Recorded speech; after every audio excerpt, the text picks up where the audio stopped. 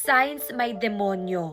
Una, kung may maamoy kang sulfur or rotten egg out of nowhere, senyales daw ito na may demonyo. Pangalawa, kung biglang may sumulpot na insekto, like fly or other insects at di mo alam kung saan sila nanggaling. Pangatlo, kung biglang ang bigat ng pakaramdam mo, parang napaka-negative. Nauna okay ka naman, tas suddenly parang bumigat yung feeling mo. Pang-apat, kung nagmamalfunction ang mga electronics, halimbawa nagfi-flicker yung light or bigla nag-on yung TV, bigla nag-static yung computer. Next, kung balisa yung mga hayop, biglang balisa or agitated yung mga cat mo, mga dog mo nagtatahol, kahit wala namang tao dyan.